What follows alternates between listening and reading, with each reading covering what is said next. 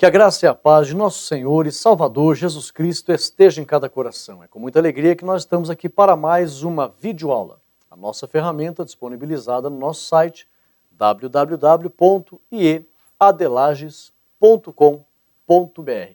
E hoje nós estamos aqui para a lição de número 12, que tem como tema Isaac, o sorriso de uma promessa. Nós estamos se aproximando do final do trimestre e hoje nós vamos estudar um pouco acerca do nascimento de Isaac e também alguns pontos importantes, tanto para aquela época como para os dias de hoje.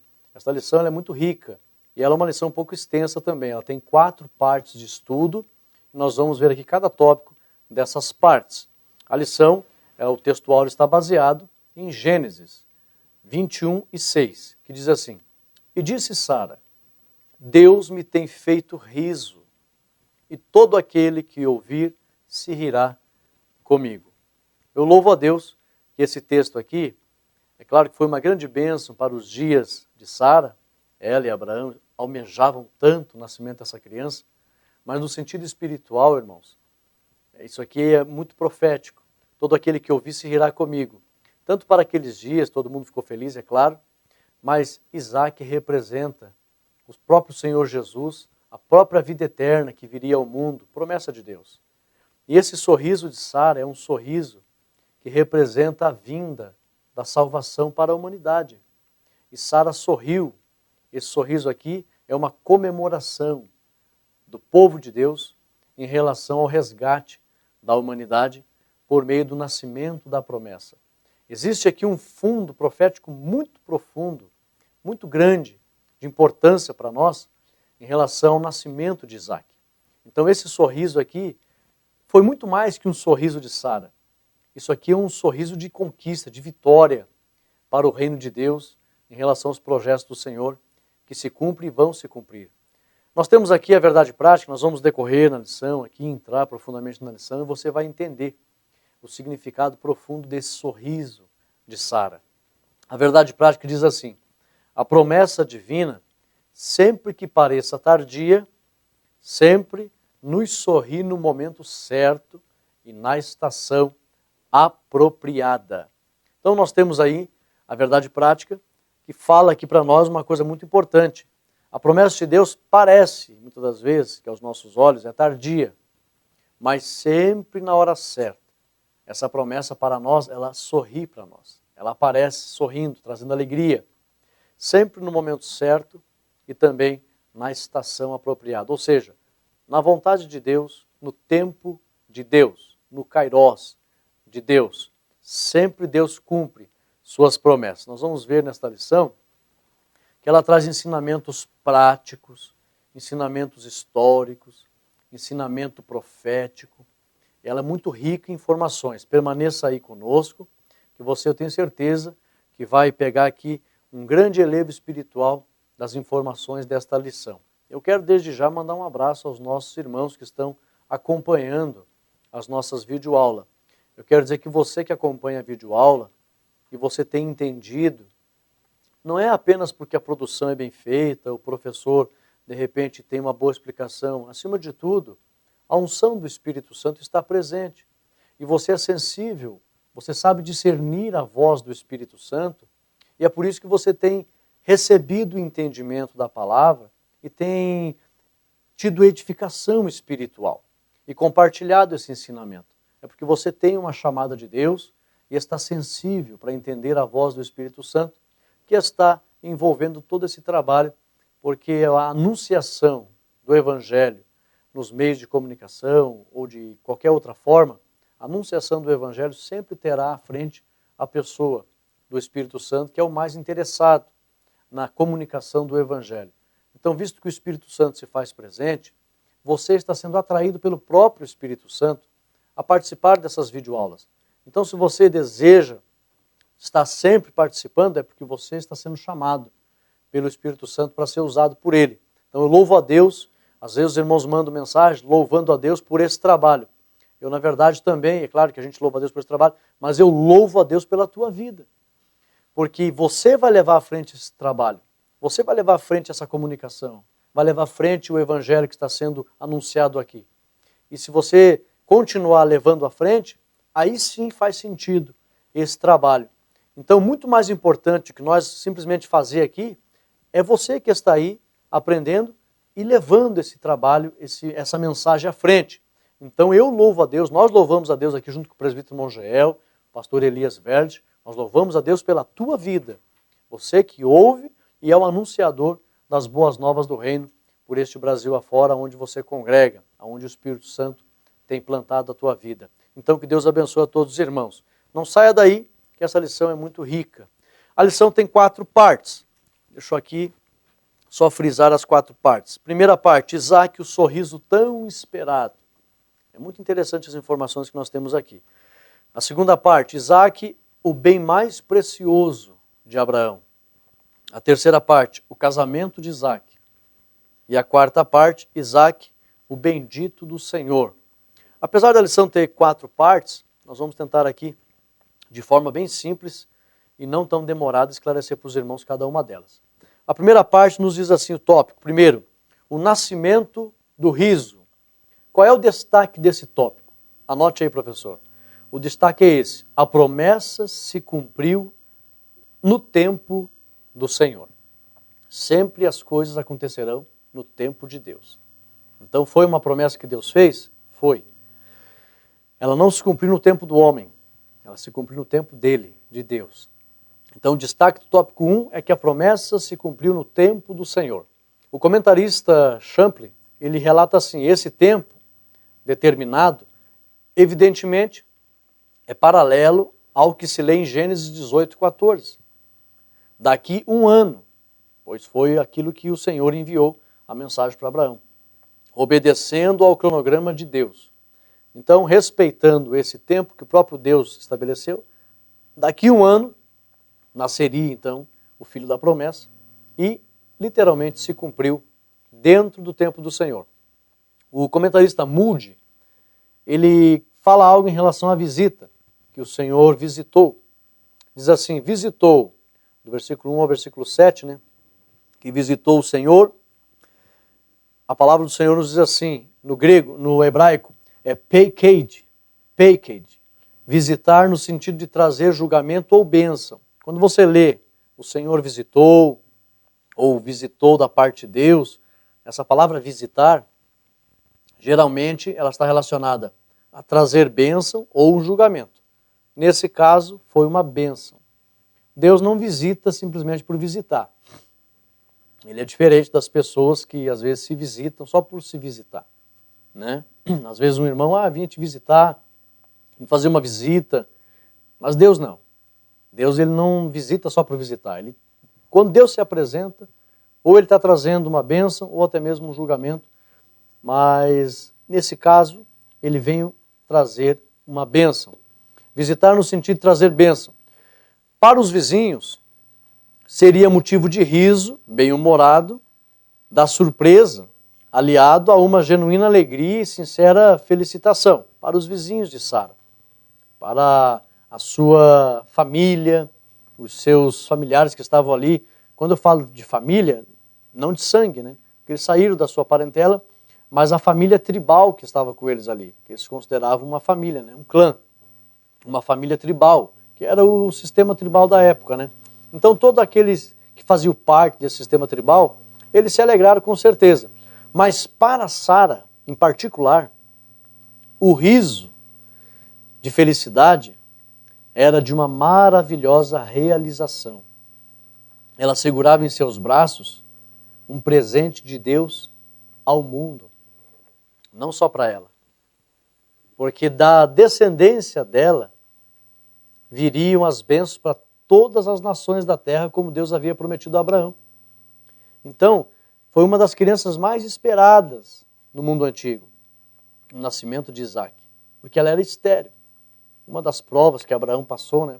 Depois eu vou ler aqui algumas provas que Abraão passou, foi uma prova para ele saber que ela era estéril, porque ele queria uma descendência, e Deus falou que da descendência dele viria ser abençoado todas as nações da terra, todas as famílias da terra, mas Sara era estéril. Então, ela desejou grandemente, e em seus braços estava um presente de Deus, não só para ela, mas para o mundo. Matteo Henry, ele comenta assim: poucos, na época do Antigo Testamento, foram trazidos ao mundo com tanta expectativa como foi Isaac. Não por causa de nenhuma grande eminência a qual ele devesse chegar, mas porque ele deveria ser, neste mesmo aspecto, um tipo de Cristo. Aquela semente que o santo Deus tinha prometido por tanto tempo, e os homens santos tinham esperado também por tanto tempo. Então os comentaristas, Champlin, Moody, Matteo Henry, eles fazem aqui observações acerca deste episódio bíblico. Champlin diz que foi no tempo de Deus, Moody diz que Deus visitou no sentido de trazer a bênção, a promessa cumprida, e Matteo Henry diz que Isaac foi uma das crianças mais desejadas, o seu nascimento, no mundo antigo, porque era um presente de Deus para a humanidade. Então isso é muito maravilhoso. Nós temos aqui algumas lições do tópico primeiro ainda. Por exemplo, a Bíblia diz, alegrai-vos com os que se alegram. Romanos 12, 15. Se coloque no lugar da família de Abraão. Abraão, Sara. Ele já na velhice. Sara, com 90 anos aproximadamente. Abraão, com quase 100 anos. E eles não tinham filhos. E olha que levou tempo até a chamada dele para com a realização deste propósito, do nascimento de Isaac, décadas. E eles ansiavam.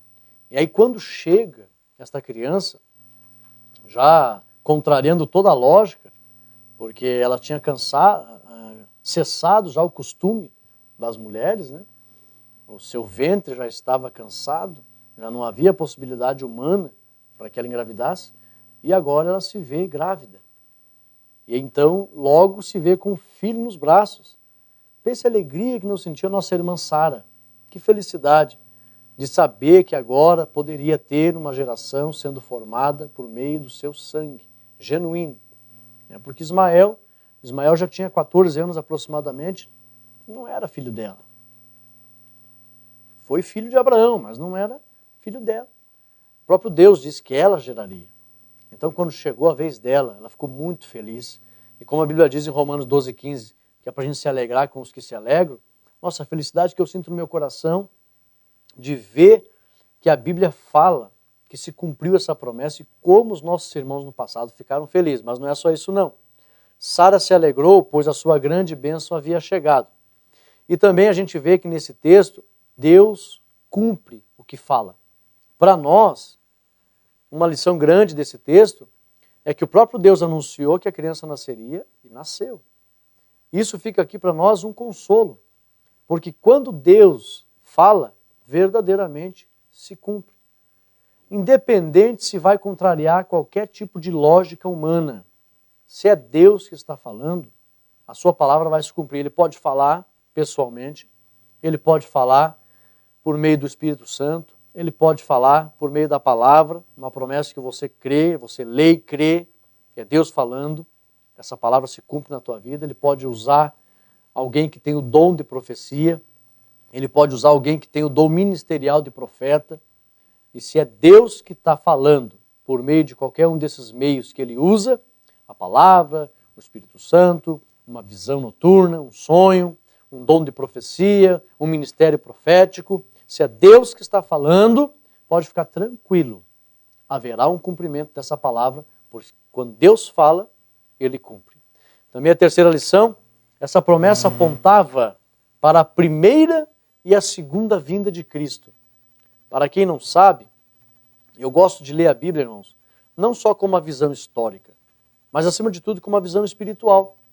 E na lição passada eu comentei que esses textos que nós vamos estudar agora até o capítulo 50 de Gênesis, tem muito fundo espiritual apontando para o cumprimento de promessas que foram profetizadas para o futuro.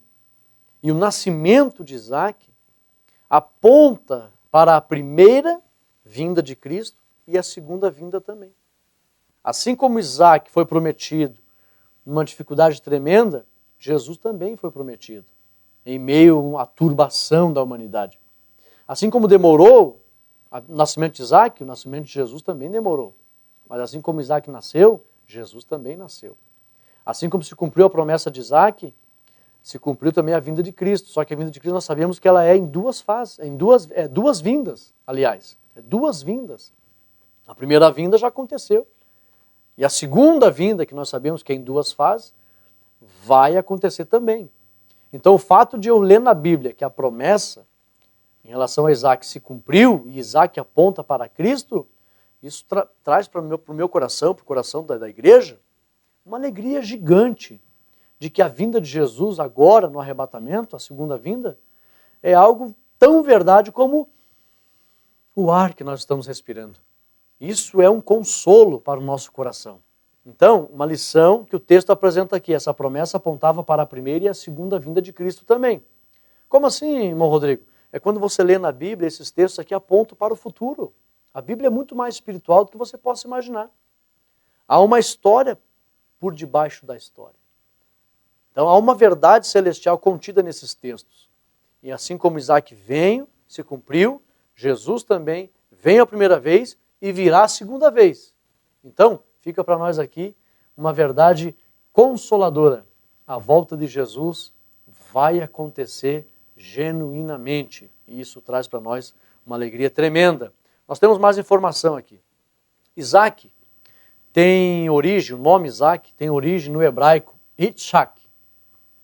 E derivado da palavra tzahak, que quer dizer riso, ou ele ri, ou por extensão, filho da alegria.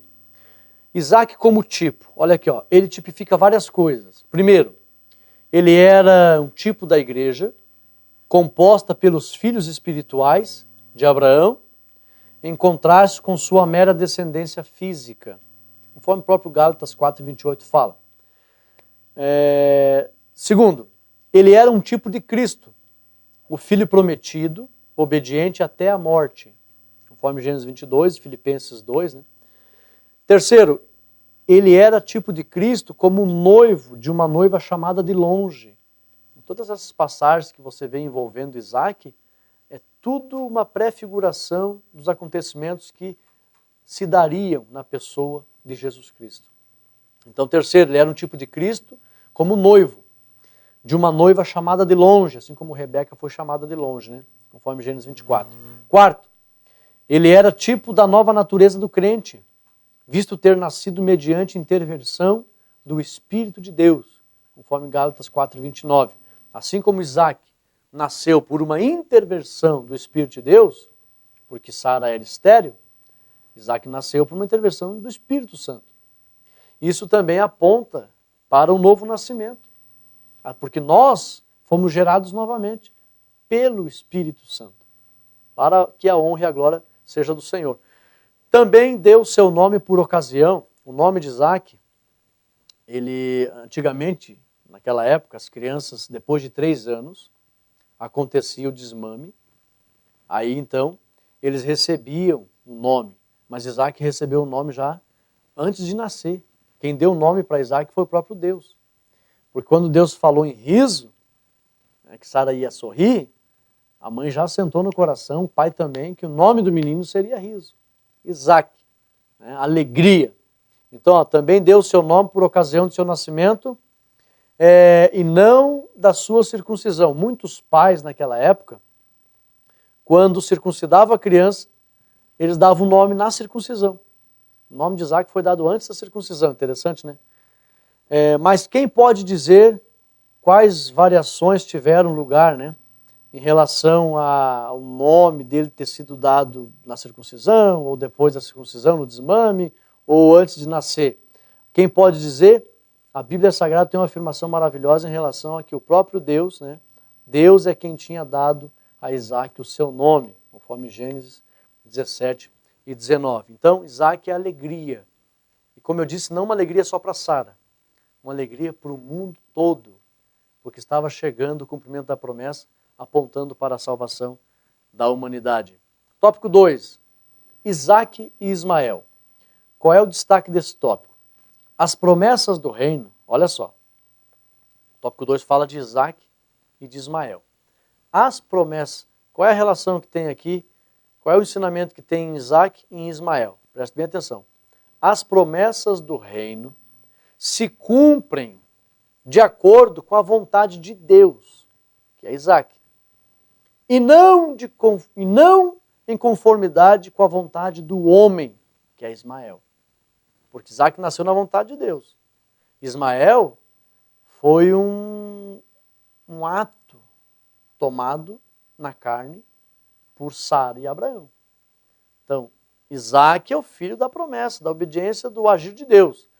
Ismael foi uma atitude humana.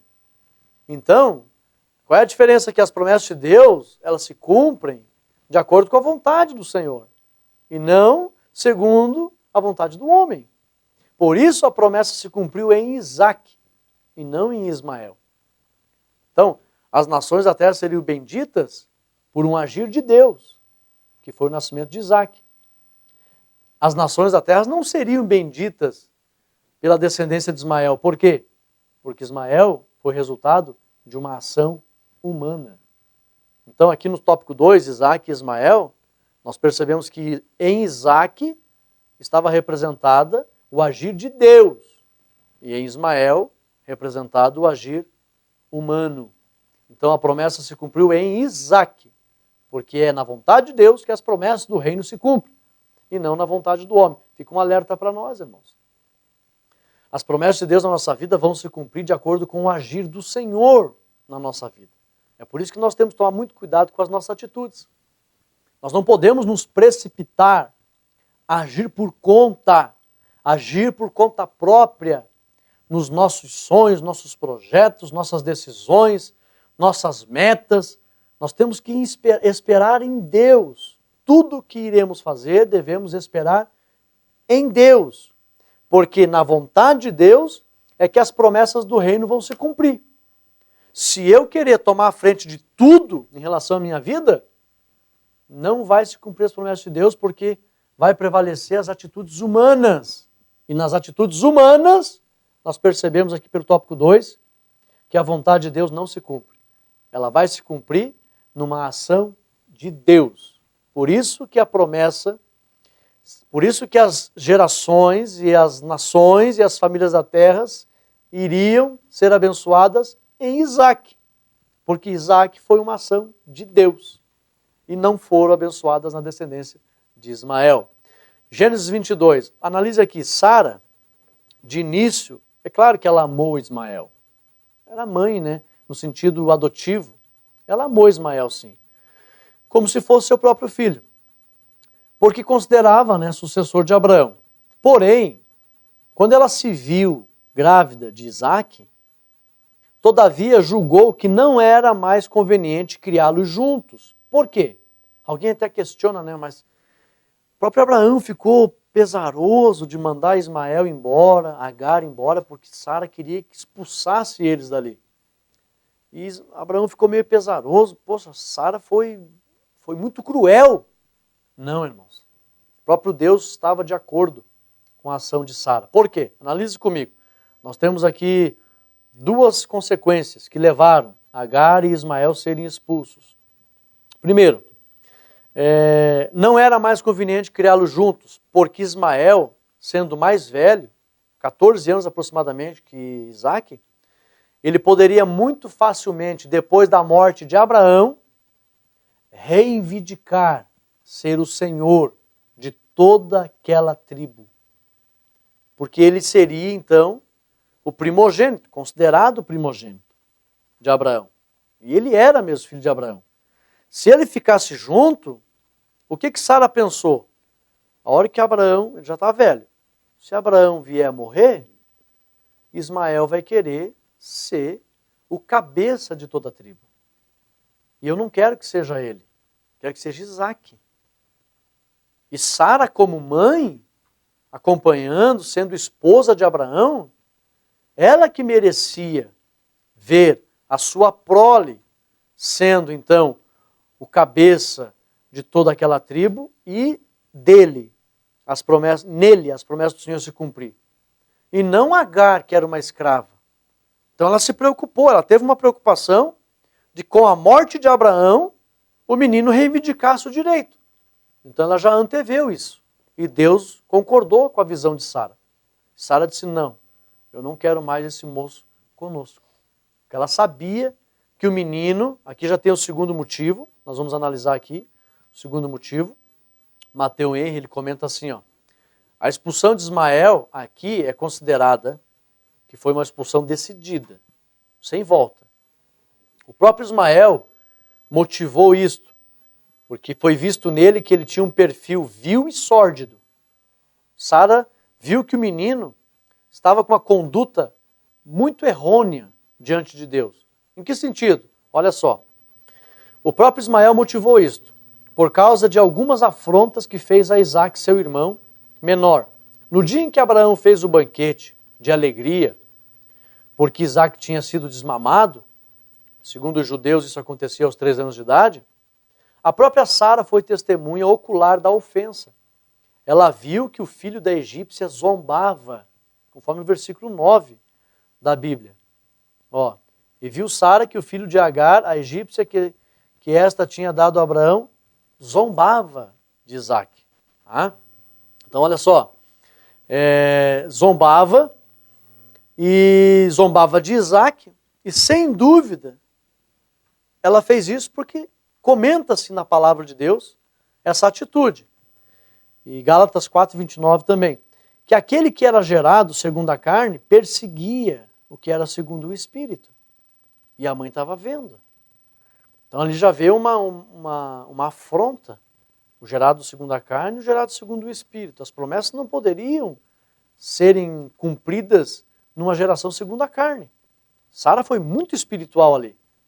E aqui diz assim, ó, ela o viu brincando com Isaque, segundo a Septuaginta é a tradução que comenta, está escrito assim, ó, na brincadeira ele zombava de Isaque. Ismael era 14 anos mais velho que Isaque. E quando os filhos estão juntos, os mais velhos devem cuidar dos mais jovens. Mas o fato de Ismael maltratar a criança, porque a zombaria naquela época era um pecado grave. Olha o que aconteceu quando o cão zombou de Noé. Então, naquela comunidade, naquela época, hoje zombar, todo mundo zomba, ninguém respeita, parece que sumiu-se o respeito à sociedade. Naquela época, não. Então, não podia ficar zombando. Então, Ismael maltratava a criança, e o fato de Ismael maltratar a criança pequena, que não era de maneira nenhuma páreo para se defender, revelou um temperamento muito vil e sórdido.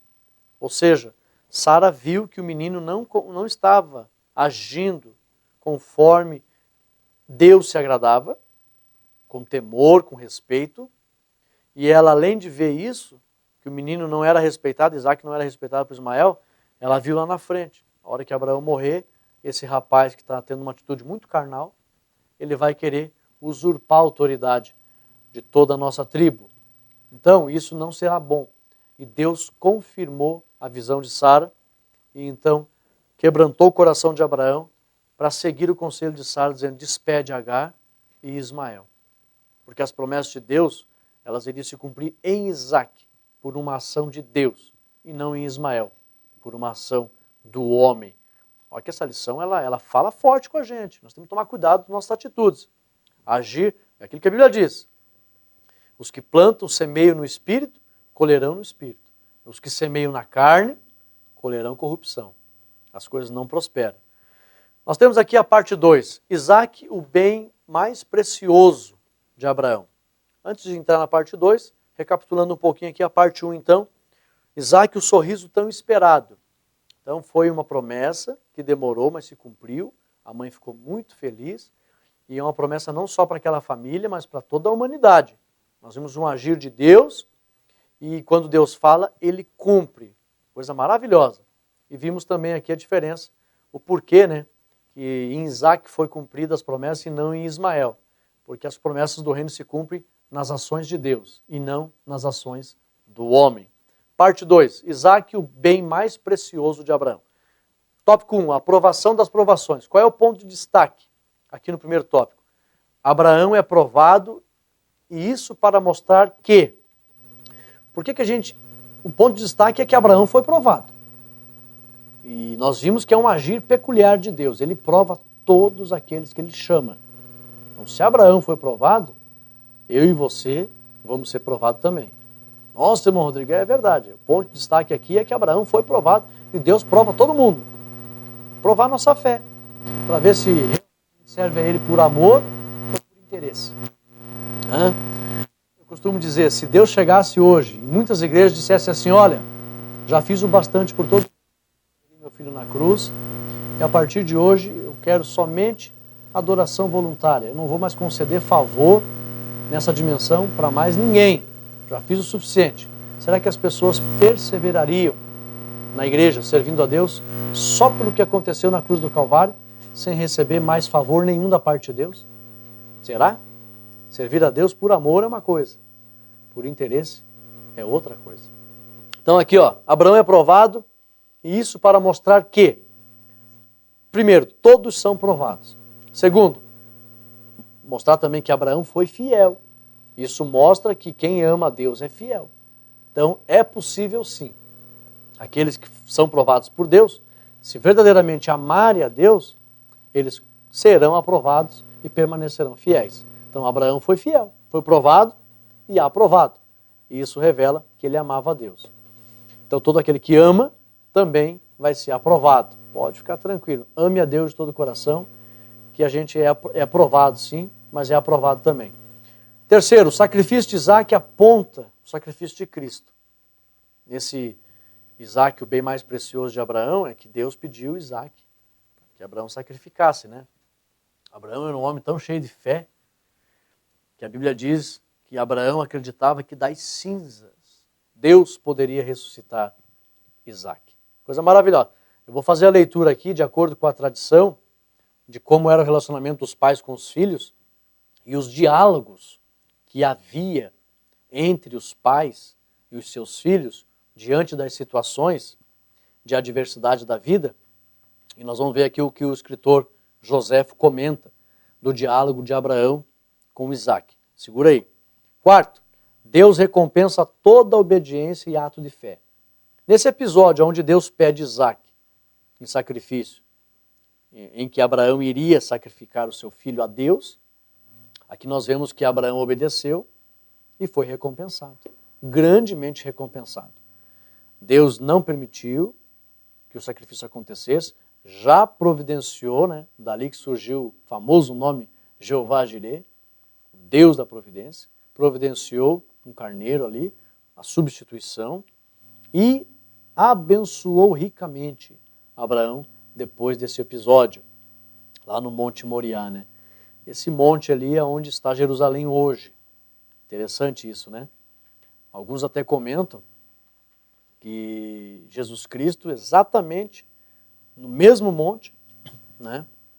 Os romanos dizem que é o Monte Caveira e tal, ninguém sabe ao certo, mas lá em Isaac foi o Monte Moriá, e hoje o Monte Moriá está ali em Jerusalém, exatamente onde está ali a região do templo, no Monte Moriá. E a gente vê assim como a Bíblia é espiritual e apontava para Cristo, e muitas coisas se cumpriram mesmo até nos locais em que a Bíblia referencia. Então Deus recompensa toda obediência e ato de fé. As provas de Abraão. Abraão foi provado grandemente, irmãos. Anote aí algumas provas de Abraão. Primeiro, deixar seu país e sua gente. Gênesis 12.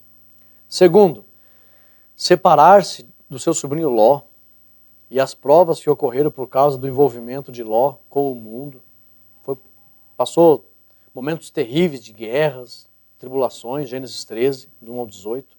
Terceiro, o teste e a separação acerca de Ismael. Foi duro para Abraão despedir Ismael, mas foi a vontade de Deus, conforme Gênesis 21, 9.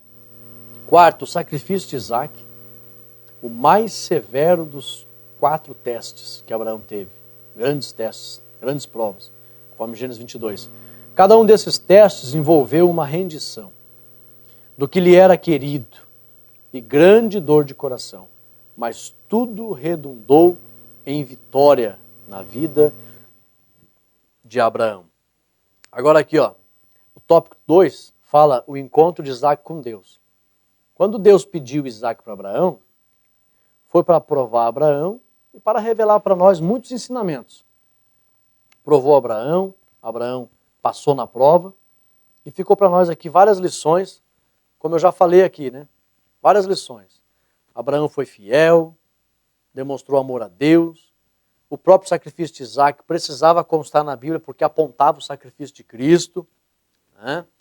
E Deus recompensa todo ato de obediência e fé. Mas agora aqui, ó, também Deus chamou Isaac para ser sacrificado para que o próprio Isaac tivesse uma experiência com Deus. Aqui eu aprendo uma coisa, irmãos. Todos os filhos de Deus precisam conhecê-lo pessoalmente. Nós não podemos viver de experiência dos outros. Nós não podemos ser mendigos espirituais. Só ficar pedindo, ore por mim para que aconteça um milagre na minha vida, para que eu tenha uma experiência com Deus, ore, interceda por mim. Pedir oração, intercessão é bom, é maravilhoso. Mas cada um dos filhos de Deus tem que ter as suas próprias experiências com Deus.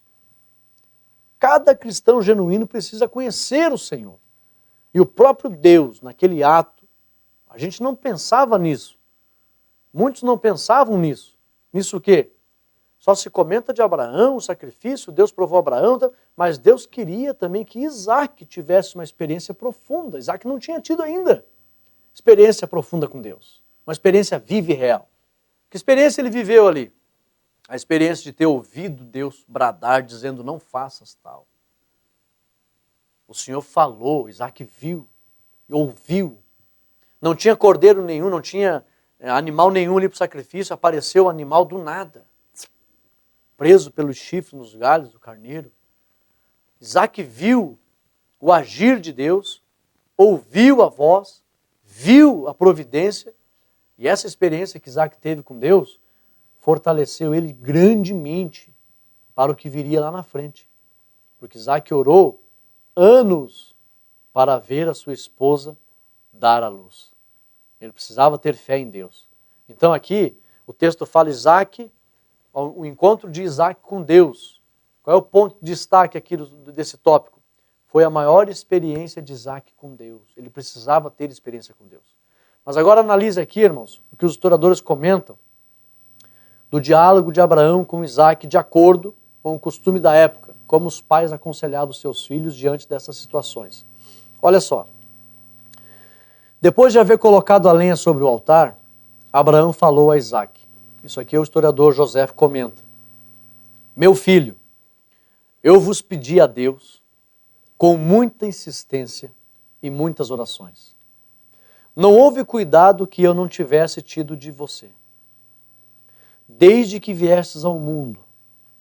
E eu consideraria como realizados todos os meus votos se vos visse chegar a uma idade muito avançada e deixar-vos, ao morrer, como herdeiro de tudo que possuo. Mas como Deus, depois de vos ter dado a mim, quer agora que eu vos perca, consenti generosamente em oferecer-vos a Ele em sacrifício. Meu filho, prestamo-lhes, meu filho, esse ato de obediência e essa honra como testemunho da nossa gratidão pelos favores que Ele nos fez na paz e pela assistência que nos deu na guerra. Como nascestes para morrer, meu filho, que fim vos pode ser mais glorioso do que ser oferecido em sacrifício por vosso próprio Pai ao soberano Senhor do universo, que em vez de terminar a vossa vida por uma doença, numa cama, ou por uma ferida na guerra, ou por algum outro acidente aos quais os homens estão sujeitos, vos julga digno de entregar-lhe a alma no meio de orações e sacrifícios, de modo a ficar para sempre unida a Ele? Consolareis assim a minha velhice, dando-me a assistência de Deus em lugar da que eu devia receber de vós, depois de vos ter educado com tanta diligência. Isaac, comenta José, filho digno de tão admirável pai, escutou essas palavras, não somente sem se admirar, mas até com alegria, e respondeu-lhe que ele teria sido indigno de nascer se recusasse a obedecer à vontade de seu pai, principalmente quando ela estava de acordo com a vontade de Deus. Assim dizendo, Isaac colocou-se ele mesmo sobre o altar. Isaac não era uma criancinha indefesa. Ele já era um adolescente. Alguns até comentam que ele já era adulto. E ele se coloca sobre o altar para ser imolado, voluntariamente. Como ele era uma figura de Cristo, Cristo voluntariamente, como ovelha muda, foi ao matadouro, se entregou. Isaac, nesse momento, não foi amarrado pelo seu pai à força, e o seu pai, não. Voluntariamente ele se deita no holocausto e aceita a vontade de Deus por intermédio do seu pai. Esse grande sacrifício ter-se-ia realizado, comenta José, se Deus mesmo não tivesse impedido. Então aqui nós vemos nesse tópico que Isaac teve a sua experiência também com Deus. E é claro que nós sabemos que Abraão acreditava que das cinzas Deus poderia ressuscitar o seu filho Isaac. Aqui já também aponta para a ressurreição do corpo, que Deus é poderoso. Tem gente que questiona, como é que vai ser a ressurreição do corpo, né? E como é que Deus vai fazer alguém que pegou fogo voltar? Como é que Deus vai fazer alguém que apodreceu na água voltar? Como é que... É uma tolice ficar perguntando como é que Deus. Por quê? Deus é poderoso. É tão poderoso que Abraão disse que das cinzas ele poderia fazer Isaac ressuscitar. Você não vê o Vale dos Ossos Secos lá? Como todos aqueles corpos receberam novamente a união dos seus membros? Deus é poderoso. E aqui, quando a Bíblia diz que Abraão acreditava, já aponta também para a ressurreição do corpo. Mas aqui nós vemos a grande experiência que Abraão e Isaac tiveram com o Senhor Todo-Poderoso. A terceira parte diz assim, o casamento de Isaac. Qual é o ponto de destaque do primeiro tópico que diz assim, uma esposa para Isaac? O destaque diz assim, a esposa veio na direção de Deus. Conforme Provérbios 19:14, que diz que a esposa prudente vem do Senhor. Foi na direção de Deus que Isaac conseguiu a sua esposa. Embora não seja dito aqui o seu nome, talvez fosse Eliezer, de Gênesis 15:2, que foi lá buscar Rebeca para Isaac. É bem provável que foi Damasceno Eliezer que foi buscar. Esse servo, comenta aqui os historiadores, tipifica o Espírito Santo que veio buscar uma noiva para Cristo. Tem uma mensagem que eu prego, os presentes do Espírito Santo. Quando Eliezer deu os presentes para Rebeca, joias de ouro, joias de prata e vestes, Eliezer representa o Espírito Santo que vai encontrar a igreja, simbolizado por Isaac, por Rebeca, aliás. O ouro representa a salvação que o Espírito Santo dá a todo aquele que ouve a voz do Senhor, ele convence para a salvação. A prata são os dons espirituais que o Espírito Santo concede. E as vestes são o renovo espiritual e o suprimento material que o Espírito Santo concede, que está conosco, que foi dado para cuidar da igreja, para apresentar, assim como Eliezer apresentou Rebeca para Isaac, o Espírito Santo vai apresentar a igreja para Jesus nas nuvens. Então, esse texto aqui é maravilhoso, o casamento de Isaac tem uma representação muito maravilhosa. Tanto foi para aqueles dias, como para os dias de hoje, que nós estamos aguardando, né? O casamento, a união eterna com Jesus Cristo. A preocupação piedosa de Abraão a respeito do seu filho consistia em quê? Nós vemos aqui o casamento de Isaac, o texto fala que ele tinha uma preocupação, ele disse, não quero que meu filho case com as mulheres dos cananeus, aqui da nossa região. Vai buscar lá na minha parentela, não da descendência de Cão, que ele sabia. Não, tem que ser da descendência de Sem, porque a descendência de Cão, existe aí uma maldição que foi jogada, né? E são pessoas ímpias, pessoas más. Tinha mulher formosa ali? Os comentaristas falam que sim. Mas Abraão era espiritual. Ele queria da sua descendência, a descendência de Sem. A preocupação piedosa de Abraão. Ele não queria que Isaac se casasse com uma filha dos cananeus, mas com uma jovem da sua parentela. Por quê? Ele via que os cananeus estavam se degenerando em grande iniquidade.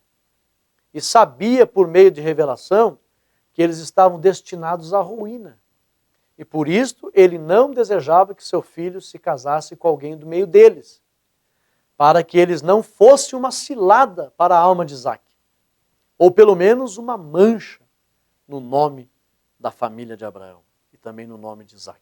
Então ele era espiritual. Fica aqui o alerta para nós, irmãos. É um laço. Aquele que espera arrumar uma namorada, uma noiva, uma esposa, no mundo, entre pessoas que não servem a Deus.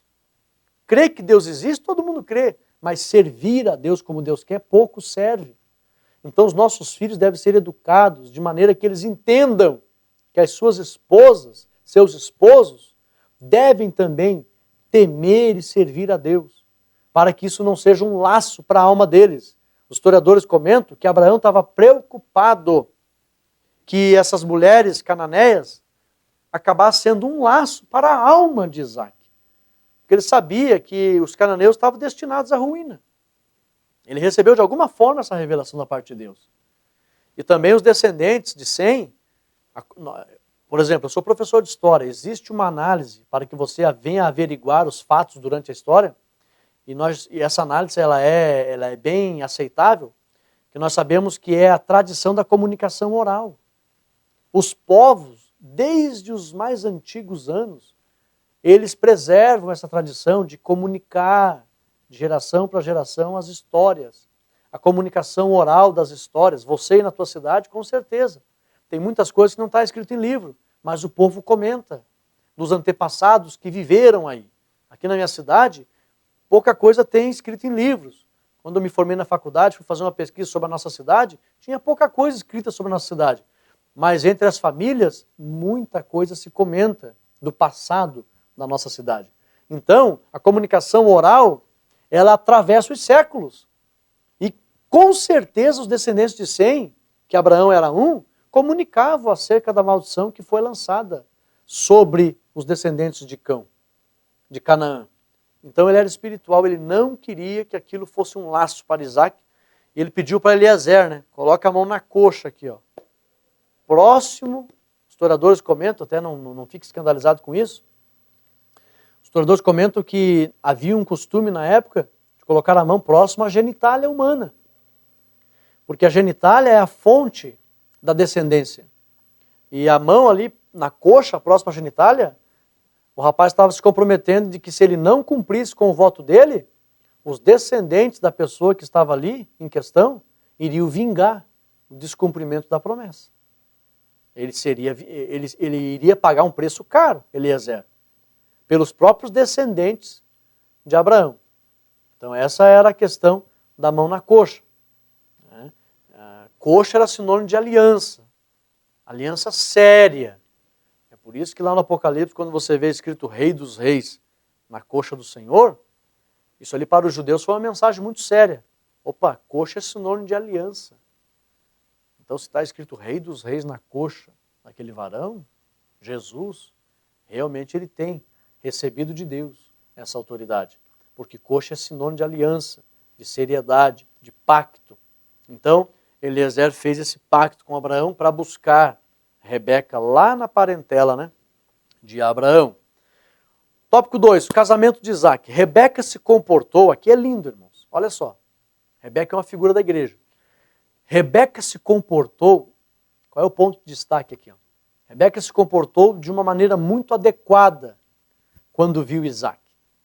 Compreendendo que ele era, compreendendo quem ele era. Ela se lançou do camelo, conforme o versículo 64, tomou um véu e cobriu-se, conforme o versículo 65, como sinal de humildade, modéstia e submissão.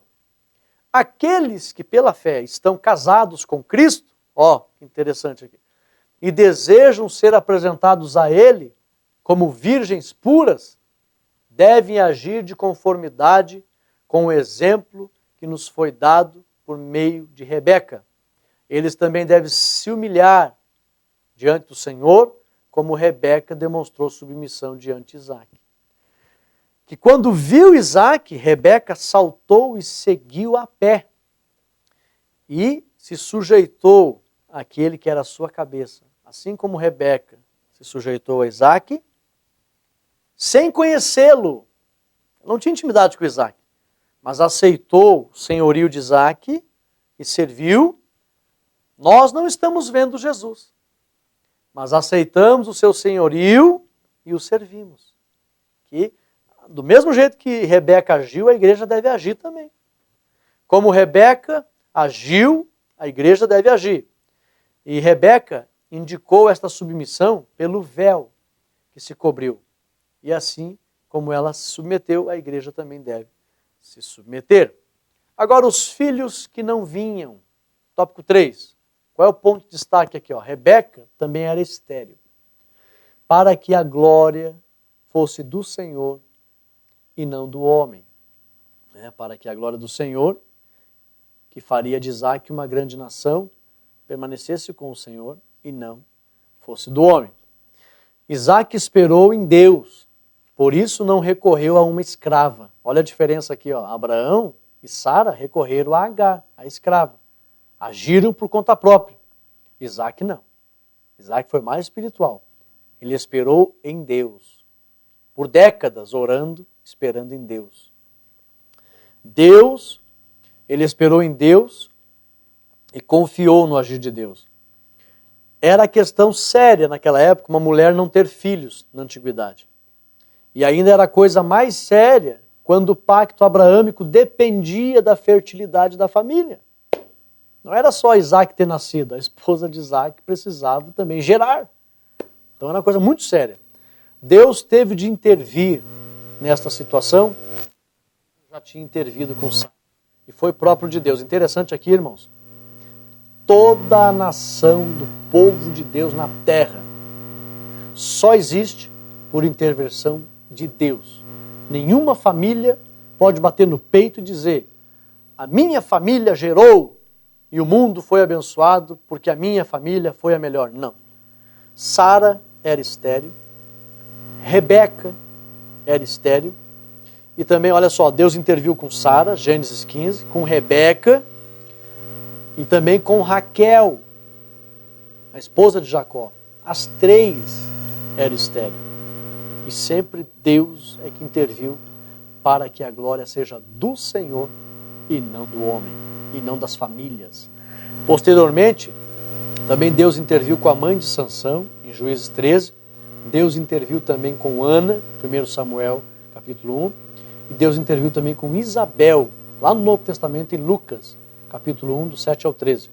As pessoas assim envolvidas creram em um ato especial de Deus e não na capacidade humana. Tu vê que todo o plano de Deus na terra, a glória tem que ser de Deus mesmo, porque se não fosse Deus, não existiria essas gerações que foram bênçãos para a humanidade. Vamos para frente? Quarto, Isaac, o bendito do Senhor. Qual é o ponto de destaque do tópico primeiro aqui? Príncipe de Deus. Isaac prosperou muito naquela época. Né? E eles fizeram pactos com os homens da terra, dentre eles Abimeleque.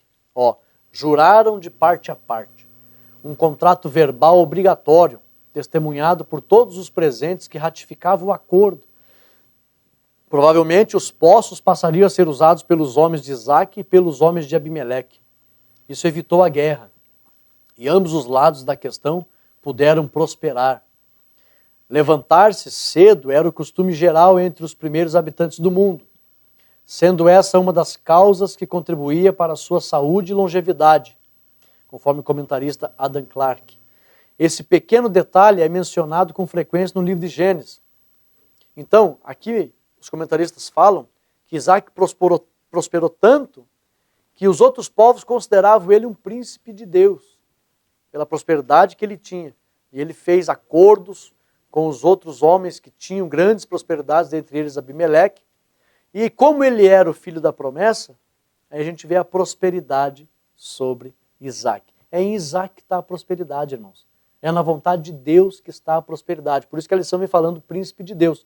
Se nós hoje quisermos desfrutar de prosperidade da parte do Senhor, estejamos na vontade do Senhor.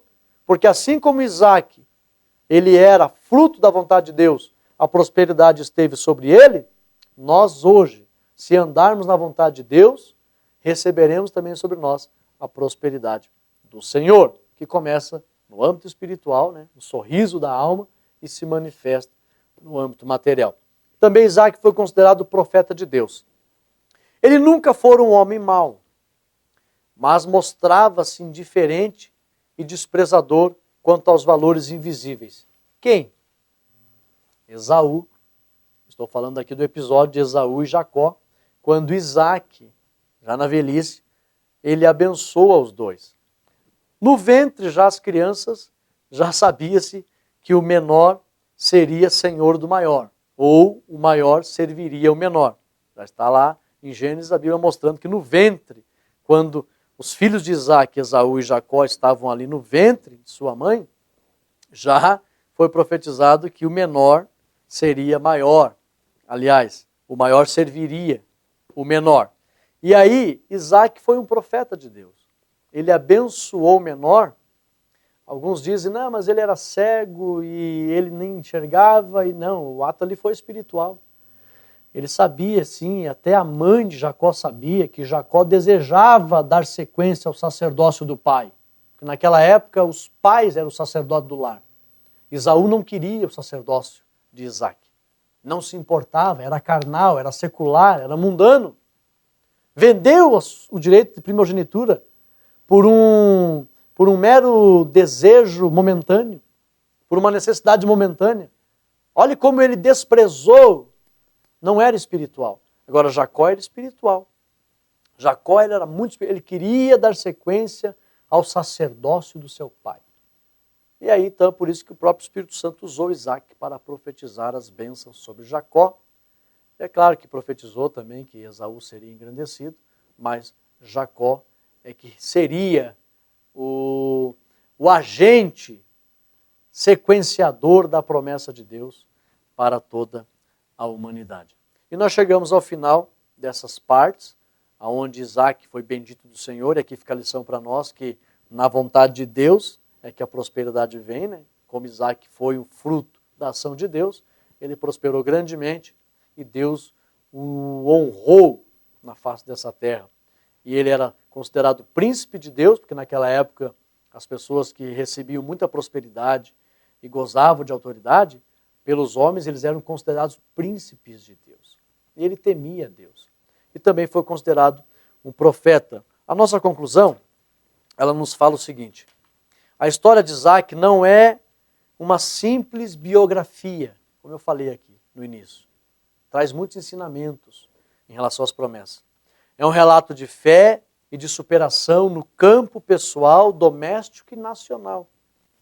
Do Monte Moriá, onde se encontrou pessoal e experimentalmente com Deus, até a sua morte, ele viveu como um príncipe de Deus, Isaac.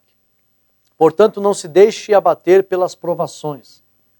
Exerça a sua fé no campo das impossibilidades. Assim como Isaac passou por dificuldades também, Abraão, seu pai, e todos os patriarcas passaram por dificuldade, mas sempre perseveraram e foram o alvo das grandes promessas de Deus. Assim como aconteceu com eles, vai acontecer conosco também, nesse mundo de indiferenças, nesse mundo de inversões de valores, nesse mundo onde as pessoas mundanas, o sistema mundano, eles muitas das vezes tentam humilhar o povo de Deus, menosprezam o povo de Deus, rejeitam o povo de Deus, zombam do povo de Deus, escarnecem. A Bíblia diz que nos últimos tempos apareceriam escarnecedores, andando segundo as suas próprias concupiscências, que dói no nosso coração, tamanha insolência e falta de temor diante de Deus.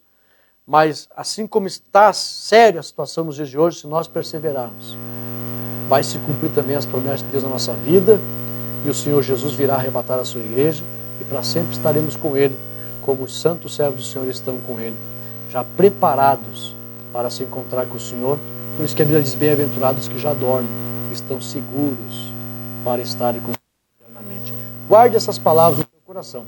Eu convido você a estar conosco domingo na igreja ou nas igrejas para aprender a lição de número 12, que tem como título o sorriso, Isaac, o sorriso de uma promessa. Deus abençoe a todos os irmãos, no nome de Jesus. Amém e amém.